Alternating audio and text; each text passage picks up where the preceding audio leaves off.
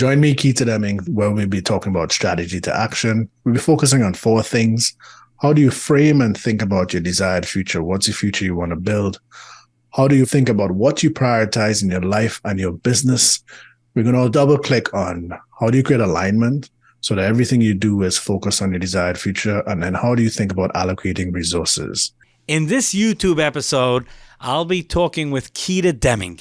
He is someone who has been coaching entrepreneurs for decades, and we're going to be talking about something that's on the mind of every visionary, every business owner, every CEO, everyone in a leadership position, strategy to action. How a leader can come up with ideas and then see them through to make sure that the goals that they set out to accomplish are actually accomplished.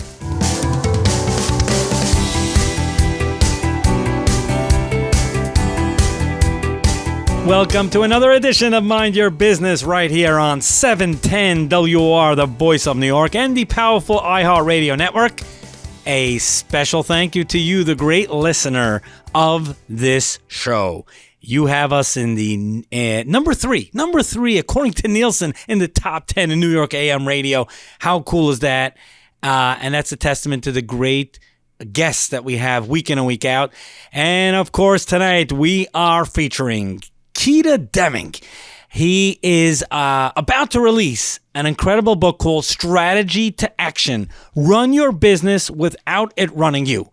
And every leader, everyone running a business of any size, that's on their mind. They want to run the business without it ruining and just running their life in 1,000 different pieces. Now, Keita is the Director of Development and Innovation at the Covenant Group, and he's an award-winning educator and coach who is working to transform companies into places and spaces that are idea-driven and people-centered. Now, obviously, it's confidential. I'm not going to share, but I do know some of the people and companies that he has transformed, and they have just great praise for Keita. Keita, thank you so much for joining us here on Mind Your Business.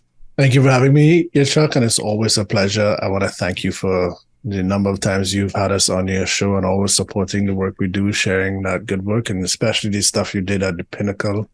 I think that's stuff that's going to be remembered for the ages. So thank you for that. Yes. Yeah, that was some conference. It really was. And what a lineup that you had. What a lineup. That was special. Yeah, man. I know if we get distracted on that, we'll be talking about that for the next hour. So we're going to have to get to what we're set out to accomplish today. And especially, coming on that title, Strategy to Action, I would be remiss if we went off topic and we didn't follow through. So walk us down, memory lane here. What was the aha moment? You do this work day in and day out, companies of many different sizes, probably companies of one to a company of many, as Norm is fond of saying.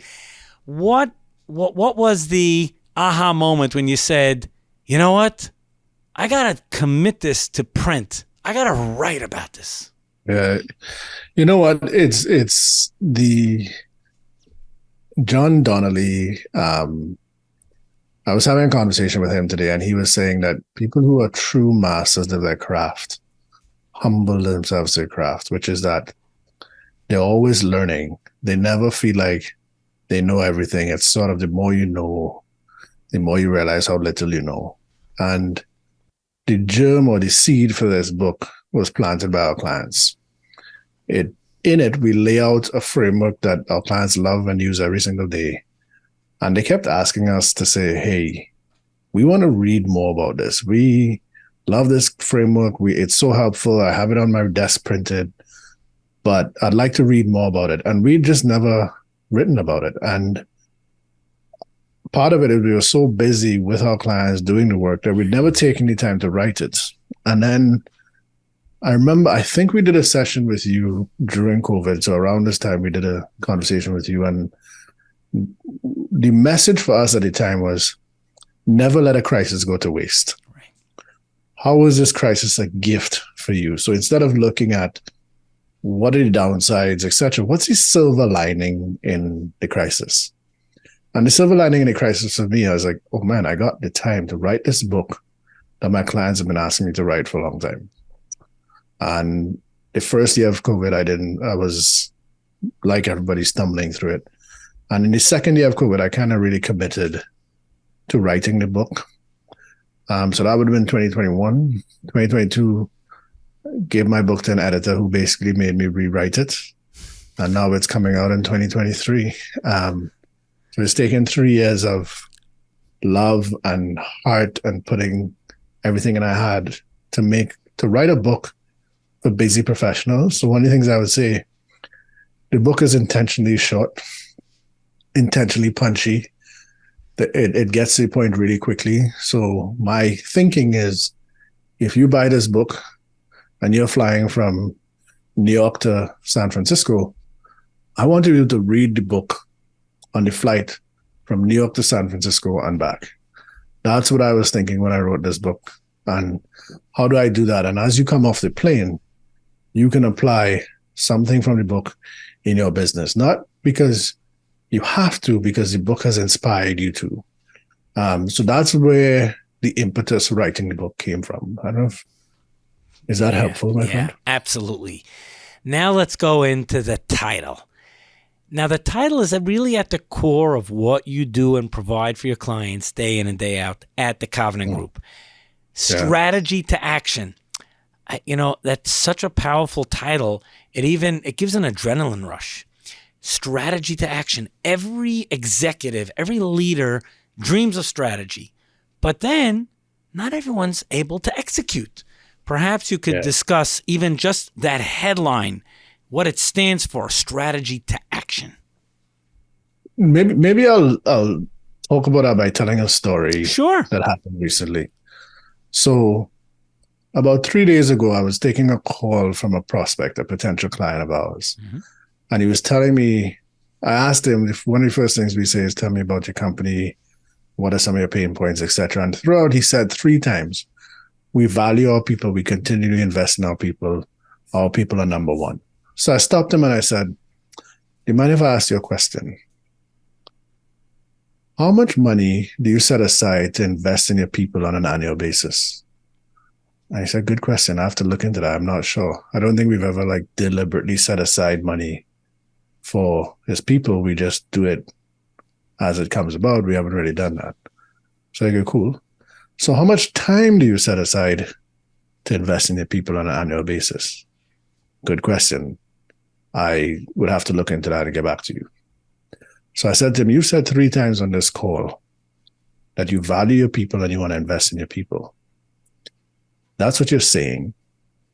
I just asked you 2 questions around how much money do you spend on your people and how much time do you invest in them? And you couldn't answer those questions.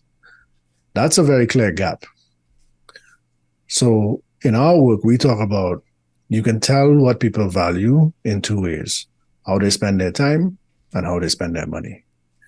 If you're not spending time or money on your people, and you're saying that you value your people and you invest in your people, they will begin to get resentment if that's your constant message, but they don't see any time or money being dedicated towards them. It means there's a gap between your intention and your action. Now, that story is one that happened this week, but the reason strategy to action is what it is because I kept seeing similar stories over and over and over and over, which is people say things, they declare, our company is about this, our mission is about this, our vision is about this. But when you ask them, show me your calendar, how does what's in your calendar reflect your stated mission and vision? There was almost always a gap. There was never, ever an alignment between that. And I think that is the genesis of what this title is about. It's about telling people that there are 4 things you have to define before you even begin to grow your business. Mm-hmm. What's your desired future? Where do you want to be 5, 10, 15 years from now? What are you prioritizing right now to ensure that you make that future a reality? The third one is, how do you create alignment in your world so that everything you do, when you wake up, the first action you do is towards your desired future, towards what you've decided to do 5, 10, 15 years from now. And then where you allocating resources to ensure that they support your stated desired future. Because what this book is about is saying, okay, you've stated this, you've declared this. Here's the approach that you use to go about in making this a reality. That's where that title comes from. And that's how I want people to think about strategy to action and how they too can start to see the realities of their world come into play. Is that? Yeah, that's it. And now the book is going to be available on November 22nd. Is it available for pre-order? So the book is available right now. So if you go anywhere where you buy books, most people go to Amazon and you type in strategy to action or you type in my name, you can pre-order the book right now. And as soon as it's ready, it comes in. I suggest you pre-order it right now. That would be the number one thing for an author, is having as many pre-orders as possible. But I don't want you to pre-order it because I just asked you. I want you to pre-order it because you resonate with having a gap between your stated intention and how you live your life every day. If that's what you have ever experienced, then I think you should pick it up and share it with somebody, tell a friend about it. And it's coming out November 22nd, so you can buy Christmas gifts or seasonal gifts, whatever you celebrate. You can buy gifts for folks and celebrate that way. So, and Keita, so it's, how is it spelled? Keita Demming, DEMMING.com. One of the things I've learned about publishing a book, I've learned my name is very SEO friendly. There's only one Keita Demming. So if you search Keita Demming, you'll find my website, and that's where you'll find the links. But just go straight to Amazon and you'll get it there. I'm going to jump into something that you address in the book, Keita, and that is something that every leader has to deal with. But I'm asking within the framework of strategy to action, dealing with problems, dealing with issues, problem solving. How does that jive? How can a leader deal with issues and solve problems while still maintaining their focus on executing their vision? So there are two things I want to talk about. We could probably talk about the first one a little bit later, but the first one is, how do you talk about the problems? What kind of conversations do you need to have? What are the conversation skills are you going to have around problems? And that's a whole specialty in itself. How do you manage conflict, etc.? How do you how do you create psychological safety? What are the things that really drive decision making? And it comes right back to conversations. But before you get into that, the number one thing that I've noticed is that people don't understand the nature of the problem that's in front of them. So what I mean by that is, there are all kinds of examples about this in history, and thankfully, this is not one I use in the book, but hopefully gets a message across. So in Vietnam, the leaders or those in power had a real problem with rats in their city or in Vietnam. And they decided to get citizens to bring us rat tails, and they'll get a prize, so they get money. And what happened is that people started to breed rats and bring the tails. And they started to see little rats running around the city with no tails, and they realized that people were becoming very entrepreneurial about how to get rewards for the rats. Most of us would look at that as unintended consequence. So you say, we'd had an intervention in place, and that's an unintended consequence. I disagree with that notion. I think it is an unintended consequence. But the problem was that initially, you assumed the problem was simple. You assumed, if I do this, then I'll get a particular outcome. Mm-hmm. Not recognizing that if I do this, maybe I'll get a specific outcome. So in the book, I talk about there's a difference between if-then thinking and if-then maybe thinking. And we need to understand that the world is getting more and more complex. So for simple problems, if-then makes a lot of sense. If I put these three ingredients together, I can make a recipe. That's great. That's if-then thinking. It works really well in computer programming and simple problems. If I hit this button, this thing executes. In machine kind of thing, if you put this thing on the conveyor belt, it wraps up the box or whatever. That's great. Once you introduce variables, the complexity, human beings, etc., the thinking that gets you ahead is if-then, maybe. And the maybe piece is where you have to apply strategy. You put your strategy of like, if we put this idea, initiative, concept in place, we are very confident we'll be successful. And that takes some thinking, that takes some analysis, that takes some really careful approach to planning to be able to really understand that, hey, we are not 100% sure that this is going to work, but we're pretty confident, given what we know, that if we do this, we'll beat our competition, we'll be the best in the market, etc. And that's the distinction. For the first thing that people need to recognize is, am I dealing with a simple problem or am I dealing with a complex problem? And most people take all problems the same. Mm-hmm. And the approach that you take with a complex problem is more experimental. Hey, let's test this. Does this work? How does this respond? So let's go back to the rat tail example. If we pay people for rats, they'll kill the rats and we'll get rid of the rat population. No, people are smart and clever. If you pay people for rats, they'll breed their own rats. They cut the rats, so they don't have to go hunt. It's much easier to breed rats and then bring you the tails. And that's because they assume the solution to the problem was simple. And there are countless examples of that throughout society, throughout life, where people just assume that the problem that's in front of them is one that's straightforward and easy. And that is, to me, one of the most common mistakes people make. There's another great example of, there was this problem this building owners had on the elevator, and the tenants kept complaining that the elevator was slow. So the tenants were demanding a faster elevator. We want a faster elevator. And what they did is they put mirrors in the lobby of the elevator. All the complaints stopped because people started to look at themselves and they stopped complaining.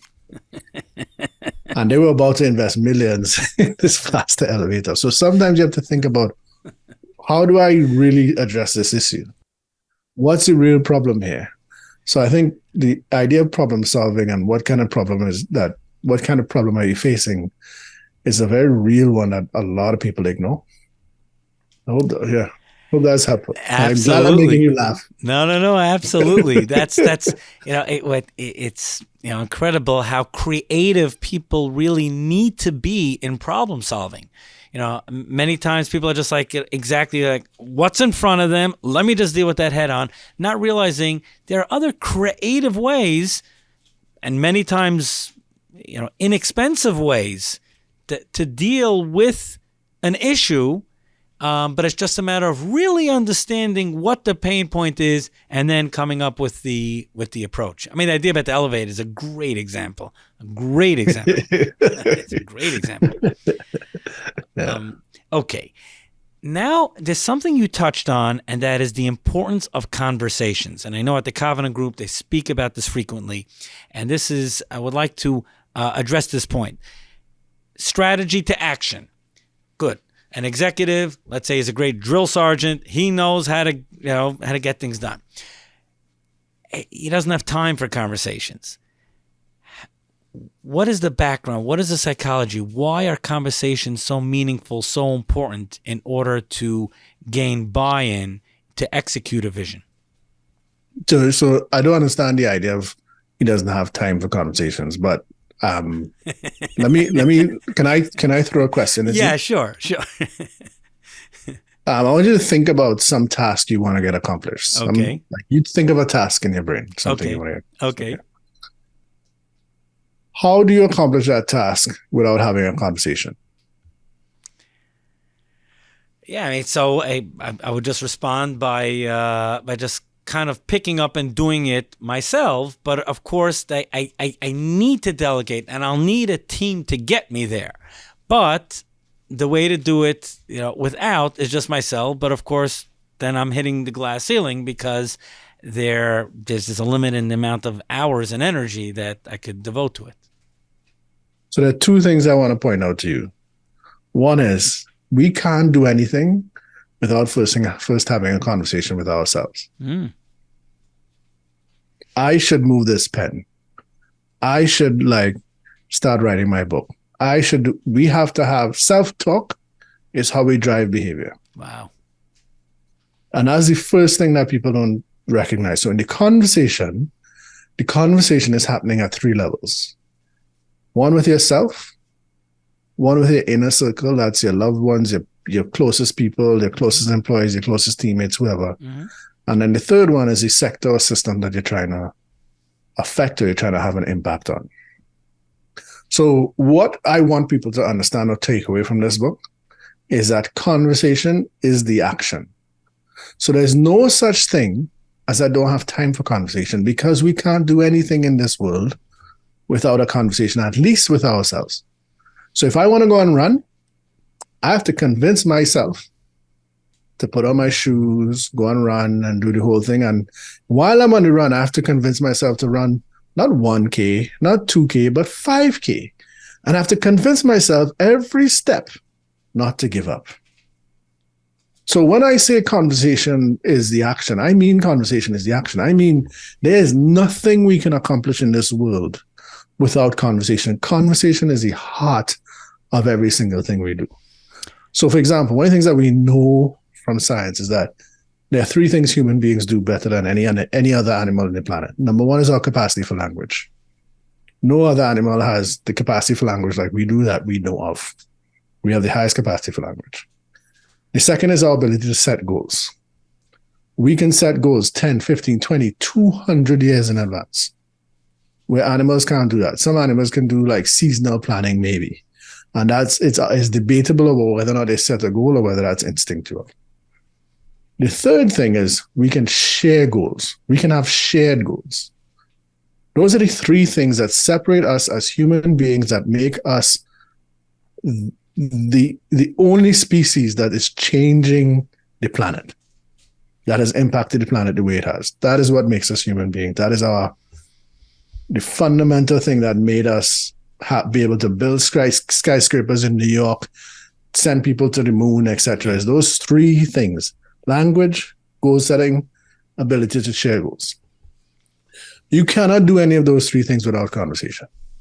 You cannot do it without, even if you believe in the rugged individual narrative, you have to have the conversation with yourself that eliminates doubts and fears and all these things. And that's what I mean by conversation is the action, and that we have to move away from thinking that conversations are machines and that the way to get performance is carrot and stick, etc. The way to get performance is to get people to dream or buy into what the vision is. And that's what I mean by conversations are the most important piece in business, and most people don't even pay attention to it. It's not even on their radar. Now, Keita, it was profound, really, that the importance of having a conversation with yourself. Take out the time to, it's profound. Mm-hmm. Wow. We're speaking with Keita Demming. He is an award-winning educator and coach at the Covenant Group, and he's releasing a book. It's coming out November 22nd, Strategy to Action. Keita, how can people pre-order the book? So you can pre-order the book by visiting my website, keitademming.com. That's KEITADEMMING. And you can go to Amazon and search my name or search Strategy to Action and hit that pre-order button. Get some really good gifts for the season with your friends. It comes on November 22nd. It's designed to be a book that makes strategy and implementation of strategy very simple. I could have easily called this book the one-page strategy plan, but I didn't. But that's what essentially this book is about. It's about how do we make it very, very simple for people to set a goal and a vision, and then have a plan for implementing that goal or vision. And if that's of interest to you, check out the book, keitademming.com, or Strategy to Action. In the first few segments of tonight's show, we discuss problem solving and some other key issues that come up with any leader that is looking to implement a strategy, right? Strategy to action. It's all about implementation. We now open this particular segment of tonight's show, Keita, by asking you a very key question that you deal with on a daily basis when you deal with clients. Where do most people get stuck in implementing their vision? Meaning, a leader has to have a dream. And like you discussed during the show, what's your 2-year plan, your 5-year plan, your 10-year plan, 20? Okay, why do many people they envision the road, they have a vision for the road, but they don't get there? Where do they get stuck? Loaded question there. It's not loaded. It's just there are many places that places get stuck, and I'm trying to think about where is the place that most people get stuck. And it Okay. undoubtedly in my mind is that most people get stuck in, and I let me recast this by telling a Sure. story. Sure. We had a client come in and we did all this planning around this is the future they wanted to build. This is the structure of the organization he had to do. This is systems and process he had to implement. Da da da. This is how much growth we believe we would get if we implemented these four strategies. Blah blah. We did a whole session for this. Lots of time invested, etc. At the end of all this planning, this guy looks at me and says, "You know exactly what I need to do. I believe in this strategy we put forward. I think this would significantly grow our business, probably 5 times or 10 times. I am not sure I'm willing to pay the price in the short term for the gains that I'm going to get in the long term." I think that's where most people fall short. Most people fall short because they're not prepared. They're not prepared to pay the price today for the bigger return tomorrow. So they're not prepared to make the sacrifices today for the bigger returns tomorrow. So for simple things, I'm not going to have the ice cream. I'm going to have an apple instead. That's a short-term cost for a long-term gain. And especially when it's intangible. The more intangible it is, the more, I think, the harder time people have paying the upfront costs for that. So in the book, what I talk about is that people are more comfortable with things that are personally immediate and certain. They're less comfortable with things that are organized, deferred, and a gamble. Things that are organized, deferred, and a gamble tend to be the things that redefine your life, help you make leaps in life. You don't go 1, 2, you go 1, 5, 1, 10, 1, 20. When you do things that are organized, deferred, and a gamble. So at the Covenant Group, we have a saying where we talk about the single biggest differentiator between high performers and average producers is the time frame or time span in which you think and plan. The first thing you need to do is extend the timeline. I'll give you a very practical example of that. I recently tore my ACL in my knee. And before I tore my ACL, I started in January and I set a 1-year fitness goal and a 5-year fitness goal. So I had 2 goals. When I tore my ACL in April 2nd of this year, I was upset. I was pissed. And I thought, like, all my goals out the window. Went to my trainer and stuff, and he said, whoa, stop. This sucks in the short term. All your goals are out the window for the first 2 years, for sure. Because you have to have surgery, all this. You're not going to be running a 5K in the next 2 years. Nothing in your 5-year goals change. You could still meet every single one of your 5-year goals, even with this hiccup. This is an injury that will take me out for a year exactly. So from April 2nd of when I got the injury, I'll have surgery in October. Based on the surgery, I won't be able to go for a run until 6 months after the surgery, which is April of 2024. So I've been set back by 1 year. But in that time, there are all kinds of other things I can do because it's only my one leg that's a problem. I can do all kinds of other things to keep myself on target. One of my goals was to run a 10K. That I can't start until April of 2024. Right. But by December of 2024, I'll be running a 10K. Right? So the reason that I could have that insight is in January, I had set my 1 and 5-year goals. So when this catastrophic thing happened, a massive injury, etc., comes in my world, I already have a plan. It just needs to be tweaked a little bit to have prehab, post-hab, etc. And here's the other thing. Because I was already in a habit of getting in shape, the stronger I go into that surgery, the shorter my recovery time. So my trainer and I, what we've done is we just completely changed everything I'm doing right now. And it's all geared to making sure I go into that surgery as strong as possible. That decreases the time that I'm out of commission on the other side. So one of the things we talk about in our work is high performers distinguish distinguish themselves by what they do before, during, and after. Most people focus on the during. I'll give you an example in sales. Mm-hmm. Everybody wants to know what's the magic word, what do I say in the conversation, etc. That's what they're concerned about. People who really make leaps, people who go from 2 times, they don't do 2 times. People who grow their business 5 times, 10 times, 15 times, 20 times. Those people, they focus on what they do before, during, and after. So for me, in my surgery, it's the same thing. What am I doing before to get myself ready for that surgery? I'm walking, exercises, doing certain kinds of exercises, etc. I'll spare you the details of it. Yeah. And every single day I'm doing it. And then during, as soon as possible, I have to start exercising as soon as possible. One of the things I've done is I bought a stationary bike because I was riding up at the gym, which is a 5-minute walk from me. And I realized once I have the surgery, I'm not going to walk to the gym.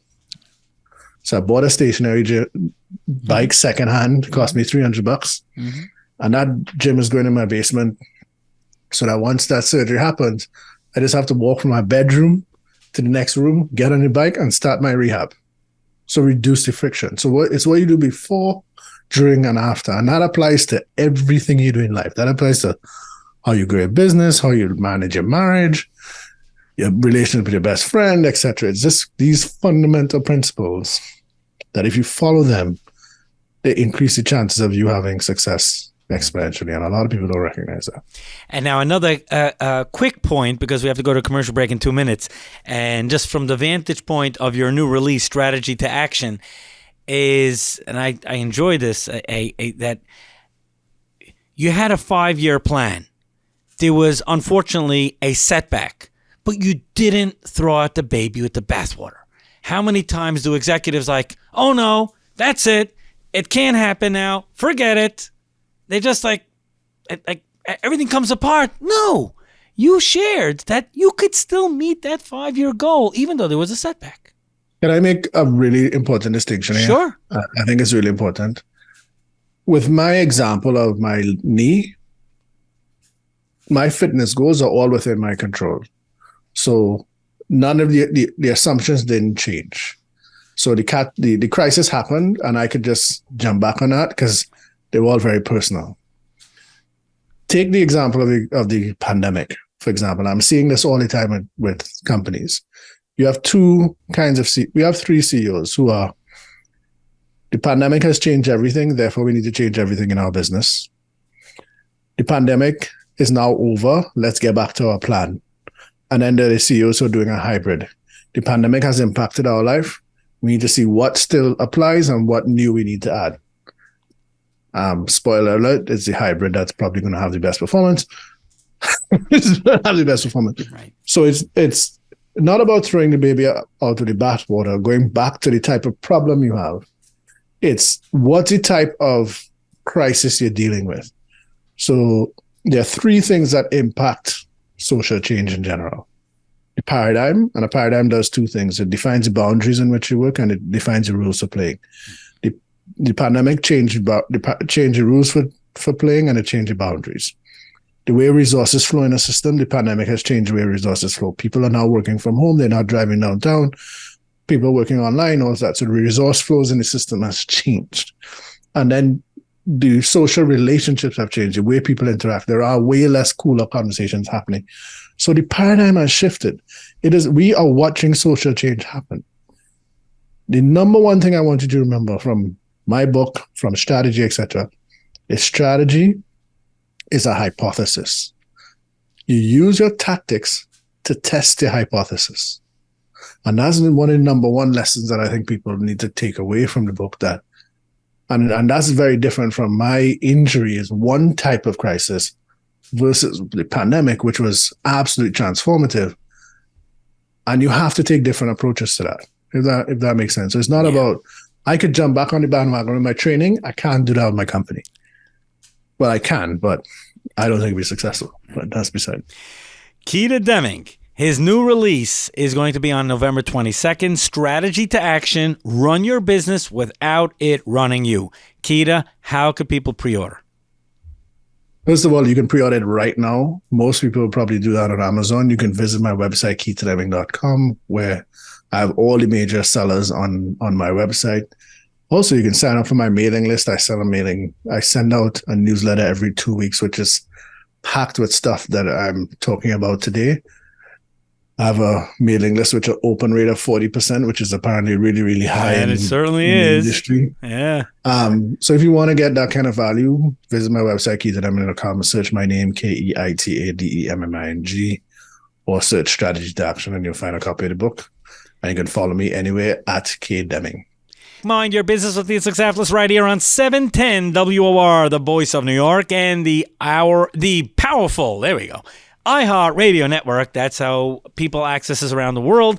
And of course, tonight's show will be up on YouTube. If you want to be automatically notified when this video episode goes live, simply subscribe. On YouTube, we're at 710 WOR Mind Your Business, 710 WOR Mind Your Business, and many of these clips are going to be on the powerful Business Class channel on Instagram. We're at Business Class Clips. If you click on follow, you automatically get the free daily 60-second clip, which is packed with a great short tip that could get you ahead in the business world. Tonight's guest, Keita Demming. He is releasing a book. It's coming out on November 22nd. It is available for pre-order. Strategy to Action. Run your business without it running you. And before I get to my last two questions, Keita, how could people pre-order the book? Visit Amazon.com, type in Keita Demming, and search until you find it. There's one of me, and type in Strategy to Action. Or visit my website, KeitaDemming.com. I have links to other resellers, both in the US and Canada, where you can buy a copy of the book, and you'll be one of the first people to get a copy of a book that I think is going to have an impact on people's lives. So. Now, here is an interesting question, and it's really, it's I don't want to say rough and tumble type of question, but really in terms of running a business, there are tactics. There are certain day-to-day processes. There are things that have to happen in terms of getting things done. Now, there's vision and there's strategy. How do you kind of put that all together? Vision, strategy, but then the real-world stuff, tactics, have to get factored into the whole picture. How do you make that all happen? So, in the book, one of the things I talk about is that there are 4 overarching themes that I think building your desired future comes down to. Number 1 is defining what that desired future is, prioritizing what you need to, the strategies you're going to take to help get you there, aligning your short-term activities with the desired future you say you want, and then how you're going to allocate resources there. The last 2, which is the alignment and resource allocation, is all about tactics. And tactics is an extension of your strategy. Tactics are what your strategy looks like in action. So this book could have easily been strategy and tactics, how to make your business run without it running you. That could have been the title. Mm-hmm. But what I want people to focus on is the action.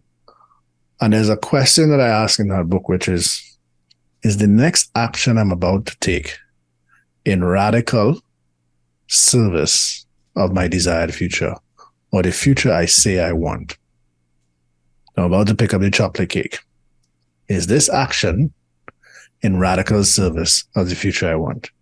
I'm about to buy this new Lamborghini. Is this action in service of the future I say I want? I'm about to spend frivolously on this thing. Is this action in service of the future I say I want? If you took that one question and you applied that in your life and said, okay, is this action I'm about to take in service of my desired future? That's a very profound question. And here's the thing I think most people don't do is, I started this by saying all action is driven by conversation. And most importantly, conversation you have with yourself. So here's a trick that I think you could take away from today. And I got this from a guy who wrote a book called Chatter. His name is escaping me right now, but it's a phenomenal book. The name of the book is Chatter. One of the things he talks about is that it's called the fly on the wall technique. And what you do is you just say, okay, I am very determined to get into a particular kind of shape fitness level. So I have some goals, and it includes a certain amount of weight and running a particular distance, etc. That's my goal, right? That is Keita 2.0. So I'm about to make a choice. Do I go to the bar and meet my friends, or do I spend 40 minutes on the bike? What would Keita 2.0 do? Keita 2.0 would get on the bike. So I get my tail on the bike. So get yourself alter ego, dare I say. Like Beyonce has Sasha Fierce. Kobe had the Black Mamba. Those things are incredible mental tricks or hacks to use to bring out the best you possible, which is when Kobe was in the court, he was the Black Mamba. He wasn't Kobe Bryant. The Black Mamba was dangerous and bad. He was like a dominant force, right? Mm-hmm. What he was doing was building an alter ego to himself, talking about that 2.0 version of himself, that version of himself that is unstoppable on the court. Nobody could touch it. Each of us has that in us. But where does that start? It starts with the conversation you have with yourself.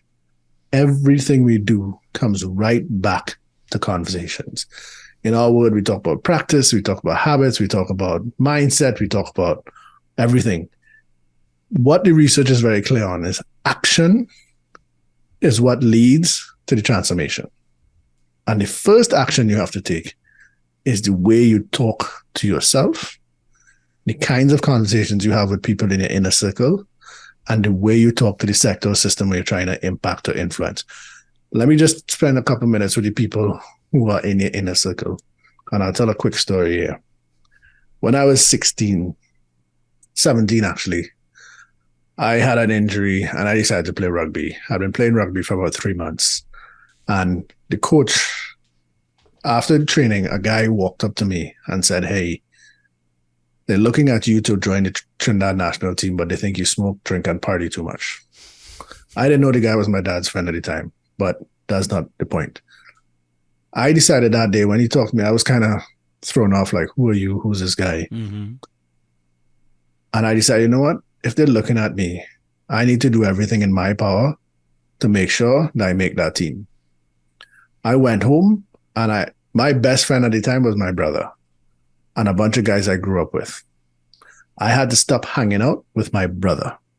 I had to stop hanging out with my best friends, guys I knew forever, because those are the people who were influencing my behaviors. I wasn't about to change them. There's no way in the world I would get them to stop smoking and all that. They still smoke to this day. They all smoke weed and all that to this day. I don't. And I made that decision at 17 that I was going to do everything in my power to make sure I made that team. So I started waking up at 5 a.m. and training. I trained before school, after school, etc. And I made that national team. Wow. I think that was a turning point in my life. I made a decision. I'll give you an example. Mm-hmm. There was a test that we had to do, and I knew that if I was the fastest and fittest person in the league, they had to pick me. I'd only been playing rugby for 5 or 6 months. So they weren't picking me for experience. That wasn't my competitive edge. That wasn't the highest and best use of my skill. The way they could use me is I had to be the fastest and fittest person in the league. And that's what I trained to do. And that is called a strategy. My strategy to get onto the team was to be the fastest and fittest under 19 player in the entire league. And I knew if I did that, they had to pick me. You apply that same thinking to your business. How do I ensure? What's the thing that I need to do to make sure my customers pick me every single time over my competitor? And that is at the heart of strategy. Once you figure that out, the implementation and execution of that is your tactics. And that is something that I think a lot of people struggle. And that's why I wrote this book. And that's why I think this book will have a massive impact on a lot of people in their lives. Because if you get that right, you don't just like double your business. You make leaps in your life and your business. You transform everything you do because you've done an activity that's absolutely transformative, strategic, and well executed. Incredible. We're out of time, but before I let you go, how could people pre-order the new book, Strategy to Action, Run Your Business Without It Running You? Start by visiting my website, keitademming.com, and subscribing to my newsletter. Every 2 weeks, I send out tidbits and things that I'm learning, etc. People love that newsletter. And go anywhere that you buy books, type in Keita Demming or Strategy to Action and purchase the book. You will get it on November 22nd or November 23rd, depending on what part of the world you're in. And I look forward to seeing how this book impacts you. One of the things I just want to ask everybody, if you buy this book, I want to hear from you. I want to hear how you put the actions into the real world. So I want to hear from you. So find me on keitademming.com, and I hope you get a lot of value from that book. Amazing. We're out of time. What a great show. Tune in again next Sunday night for another great edition of Mind Your Business right here on 710 WR, the Voice of New York. Have a successful week. Thank you for watching, and make sure to subscribe to this channel and be notified every single time a new video goes live. Don't miss out on any of the weekly interviews that I have with top business leaders, sometimes Fortune 500 executives. Hit subscribe and turn on notifications.